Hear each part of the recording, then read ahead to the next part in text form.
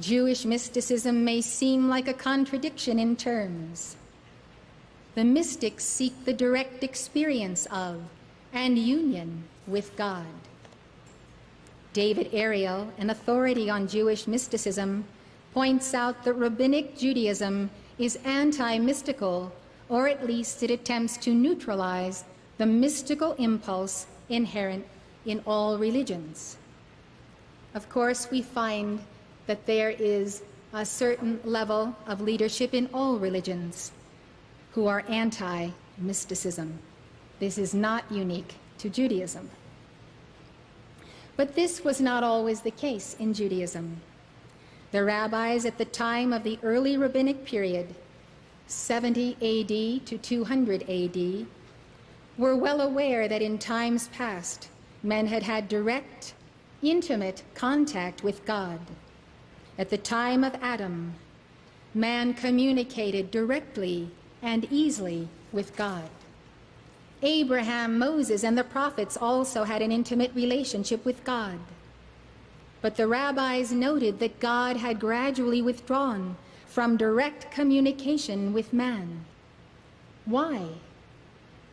The rabbis believed that about the time of the return from the Babylonian exile in the 5th century BC, direct communication between God and man had come to an end. By the 1st century, they believed a great chasm had opened between God and man. At that point, writes Ariel, the Jewish people had no expectations of having a direct, unmediated relationship with God. End of quote.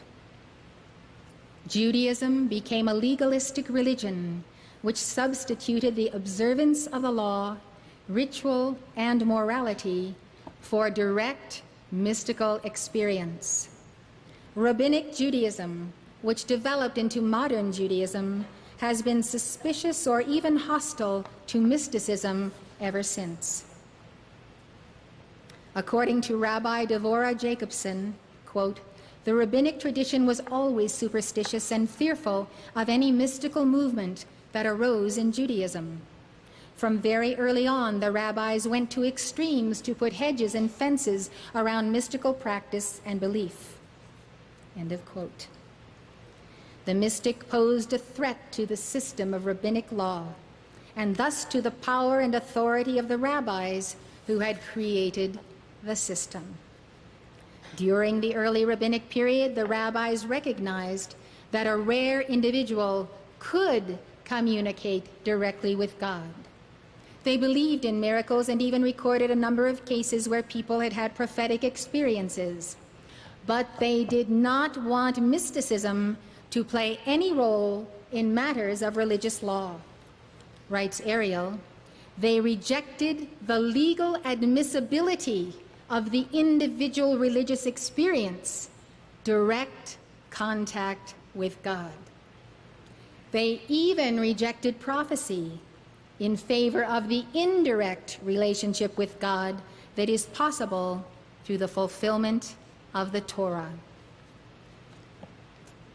Thus we see that those who have desired to pursue the path of the Kabbalah and Jewish mysticism have been up against the entrenched hierarchy of Judaism, just as light bearers in every one of the world's religions have come up against the same entrenched hierarchy when it comes down to personal communion directly with God without the intercession of priest or rabbi or church or minister, etc.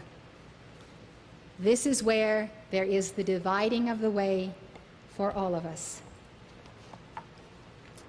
The literal translation of the word Torah is teaching, but it refers to Jewish law. In the narrow sense, Torah refers to the written law, the Pentateuch, or 5 books of Moses. In the broader sense, Torah encompasses all the teachings of Judaism, its laws, doctrines, ethics, philosophy, customs, and ceremonies. This includes the oral law, the Talmud, which is the vast body of rabbinic writings on civil and religious law, and other rabbinic teachings. For the Christian, the heart and soul of Judaism is in the prophets and the patriarchs. In the prophets we find the true mystics, and in them and in their path we find a kinship and a similar union with God.